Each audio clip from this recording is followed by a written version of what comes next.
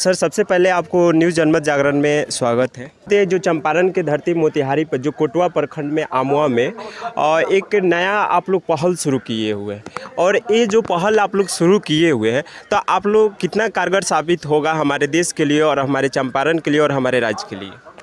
स्वास्थ्य नीति में पूरे देश में बदलाव की आवश्यकता है और स्वास्थ्य को सेवा रहने दिया जाए, उसको व्यवसाय नहीं बनने दिया जाए। अंग्रेज़ों के आने के बाद पहले ये स्वास्थ्य सेवा ही था, हमारे वैद्य सेवा ही करते थे, हमारे चिकित्सक सेवा किया करते थे।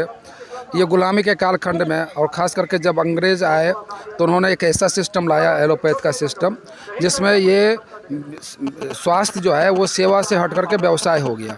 और व्यवसाय के होने के कारण क्या हो गया, पहले था कि हमारा स्वास्थ्य हमारी जिम्मेवारी, अंग्रेज़ों के आने के बाद इसको बदल दिया गया, हमारा स्वास्थ्य डॉक्टर की जिम्मेवारी।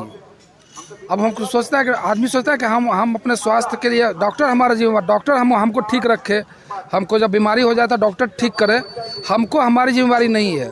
तो ये जो बदला, इसके कारण क्या हो गया कि जैसे ही स्वास्थ्य व्यवसाय बन गया वैसे ही इसमें जो है ना ठेकेदार पैदा हो गए, हम उपभोक्ता हो गए और वो व्यवसायी हो गया।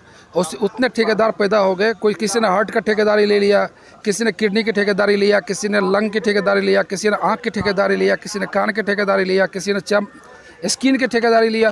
पूरा शरीर को अलग अलग भागों में बांट करके लोगों ने अपना व्यवसाय शुरू कर दिया है और संपूर्ण शरीर स्वस्थ कैसे रहे ये किसी ने चिंतन नहीं किया। हम आज भी उपभोक्ता बने हुए हैं, अभी भी उपभोक्ता फोरम में स्वास्थ्य आ रहा है।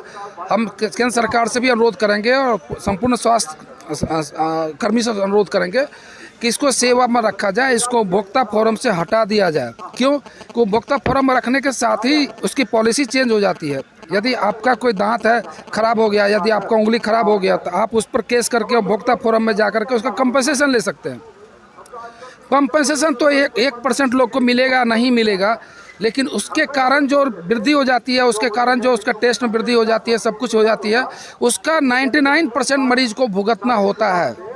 तो इस लेकर के इसको सेवा ही रहने दिया जाए। एक बार फिर से हम पुरानी धारा में लौटे, स्वास्थ्य को सेवा बना करके रखें और इस अभी जो चिकित्सा का व्यवसाय बन गया इस स्वरूप को बदलना जरूरी है।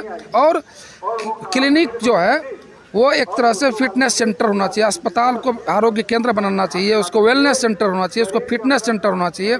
और चिकित्सा का सलाह दोनों आदमी को भी चाहिए, जो बीमार है उसको और जो बीमार नहीं है उसको।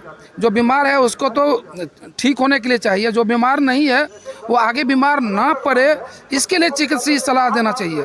हमारे देश में अभी परंपरा ये है कि केवल बीमार आदमी के लिए अस्पताल बनाया जा रहा है और अस्पताल ज़्यादा मतलब हमारी बीमारी होगी तभी जाएंगे, और बीमारी होने के बाद यदि आप गए तो जितनी बीमारी है उसमें उसका 50% लाइलाज बीमारी है। क्या इसमें सभी इलाज है इसके जरिए? देखिए, सारे इलाज का जड़ यह है कि हमारे बॉडी का जो इम्यूनिटी पावर है, जिसको रोग प्रतिरोधक क्षमता है, वो जिसका जितना मजबूत होगा वही उसी का ही इलाज सफलतापूर्वक हो सकता है। तो हमारे जो आयुर्वेदिक सिस्टम है वो इसी सिद्धांत पर आधारित है कि लोगों को रोग प्रतिरोधक क्षमता और इम्यूनिटी को बढ़ाता है। तो ये तो बेसिक चीज़ है, तो इसलिए ये तो हर आदमी को इसका इस्तेमाल करना चाहिए। हाँ, कुछ चीज़ें हैं जो सर्जरी की चीज़ें हैं या कुछ इमरजेंसी चीज़ें हैं उसमें भी, लेकिन एलोपैथ की दिक्कत क्या है कि एलोपैथ में जो सिस्टम है वो वायरस की हम लोगों ने अभी तक कोई दवा खोजी नहीं है। बैक्टीरिया जो है ना, एंटीबायोटिक जिस पर कि अभी पूरा सिस्टम टिका हुआ है, वो धीरे धीरे एंटीबायोटिक फेल्योर हो रहा है। जैसे DDT से मच्छर अब नहीं मर रहा है, वैसे जो एंटीबायोटिक है वो धीरे धीरे उससे बैक्टीरिया रेसिस्टेंट हो रहा है। TB का जो रेसिस्टेंट मरीज बहुत आ रहा है। इंसुलिन जो कि आखिरी दवाई है डायबिटीज़ का, इंसुलिन रेसिस्टेंट डायबिटीज़ आ गया है।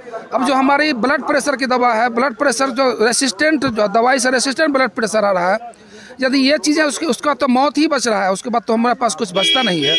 इसलिए हमारा मानना ये है कि हम उस स्थिति में ना आवे, क्रिटिकल केयर तक ना पहुँचे। पहले ही लोगों को सावधान किया जाना चाहिए कि आपको ये खाना चाहिए, ये उठना चाहिए, इस टाइम में आपको काम करना चाहिए, दिनचर्या बदलना चाहिए, स्वस्थ जीवन शैली हम लोग कर रहे हैं अपनाने का, कि आप टेंशन तनाव ना ले। तनाव इम्यूनिटी को घटाता है, तो टेंशन कम करने का ऐसी ज़िंदगी जिए जब किसी का बुरा ना सोचे आप। यही चीज़ें तो हम लोगों को अपने विरासत में हम लोग को सिखाया गया था। इसको जागरूक करने के लिए इस पर आप लोग क्या पहल कीजिएगा? नहीं, अब तो ये एलोपैथ में आ गया है कि लाइफ स्टाइल डिजीज है। जो भी डिजीज आ रहा है, ब्लड प्रेशर, हार्ट अटैक, जो डायबिटीज़ का कैपिटल है इंडिया, सबसे ज़्यादा दुनिया में डायबिटीज़ हमारे पास है, सबसे ज़्यादा ब्लड प्रेशर हमारे पास है, सबसे ज़्यादा टीबी मरीज हमारे पास है, सबसे ज़्यादा हार्ट अटैक हमारे यहाँ हो रहा है।